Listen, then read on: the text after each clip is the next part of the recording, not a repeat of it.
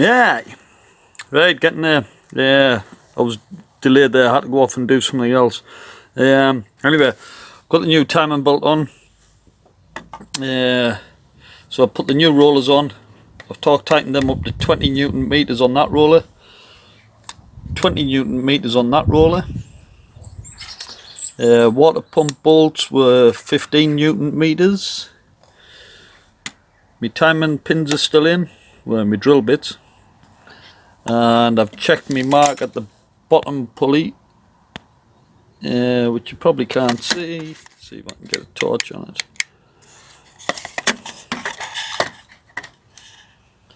Yeah, that's still lined up on there with the mark I made on the back as well. So happy days, I'm pleased my timing's okay. I've tensioned the belt. So you can see I've got my arrow in between the mark there. I haven't torque tightened this up yet, because what I'm going to do now is rotate the engine 2 full turns and then check that tension is still okay, because it may go off slightly, in which case I'll re-tension it, and then I can torque tighten my tensioner nut up. And that'll be it, the new water pump on, a new timing belt, and then it's just reassemble everything. Ciao for now. So as you'll have seen from the previous vid, I'd renewed the timing belt. Just a couple of things to mention.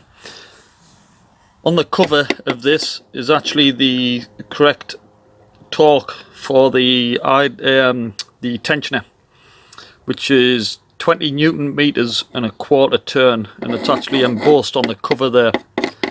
The cover clips on the top. It's got a couple of screws around the side for the main cover. So that was for that one. Reassembling will be in the reverse of disassemble. So of course there's no video of how I actually took this off. I'll show you in reverse. So there's the service pins, so basically M10 bolts put in, which is basically where the whole frame of this will slide out along, to give you about 4-inch gap to be able to gain access to the timing cover. So all you've got to do is, once you've connected everything up here and you've got your auxiliary belt back on, then you can push this, slide this forward again, and what you're looking for is for it to clip into these. There's some little plastic clips on here. You'll hear that click in on both sides. So we'll just push that forward now. Just make sure that these line up. There you go, there's one click in.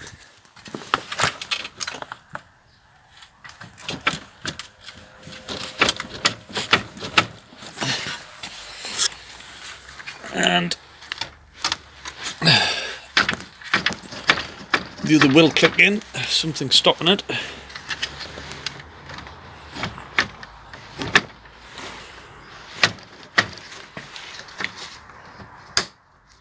There's nothing stopping it, you just need to push it in with your finger, because it's obviously quite flexible, this. Yes, so just push that in. So you'll see now that it's pushed fully home.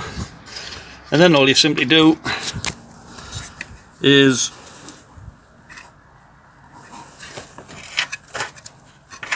take out your bolts.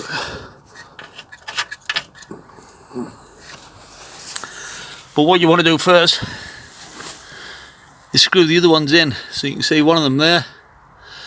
So put your bolt in there, and there's one at the top.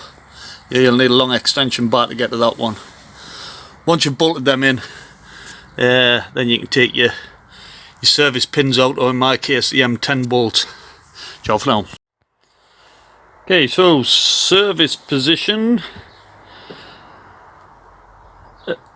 I'm at the point now where I would have took the bumper off. So to get it into the service position, you just undo that bolt there, unclip it from the side there, and then underneath there is a support bar. with a hex or star socket there, T25 I think, and same on the other side.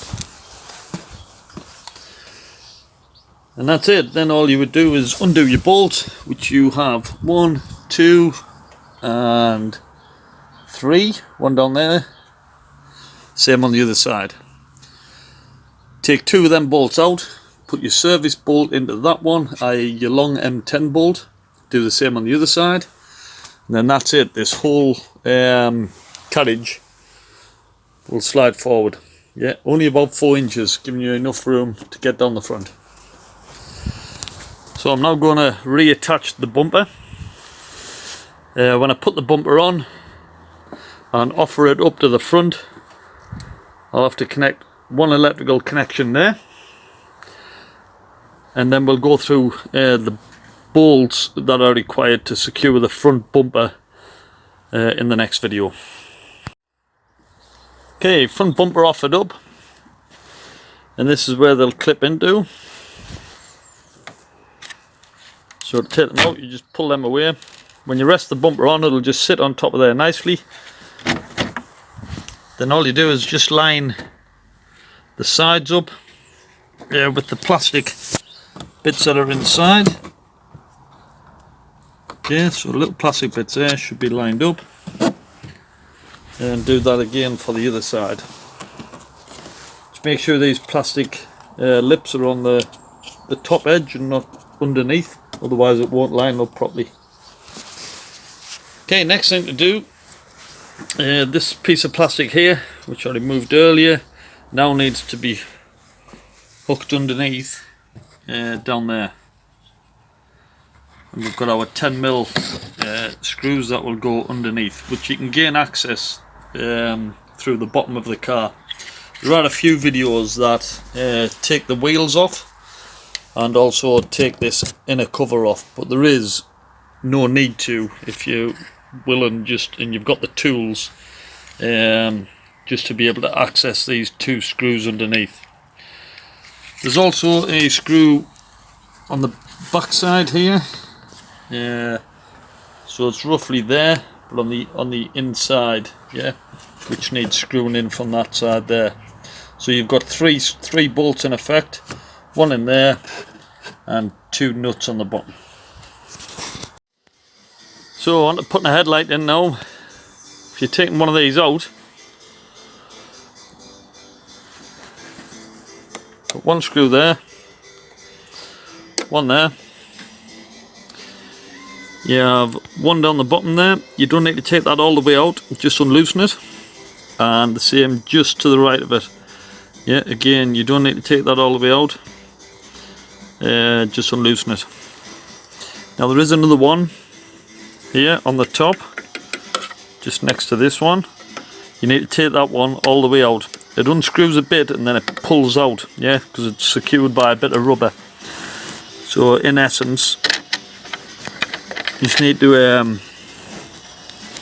I haven't got it mounted in properly yet, but basically you just need to push down on that to secure that one in. Well, she's done. Top the oil up, top the coolant up, bled the coolant. I'm just waiting for it to warm up now, then I can check and adjust the oil level as required. I fixed the left hand headlight. To be honest, I didn't do anything to it other than plug it back in, so it must have just been a dodgy connection. But sorted like now. Running sweet, no warning lights, apart from seatbelt. But cool, happy days, good job done. Ciao for now.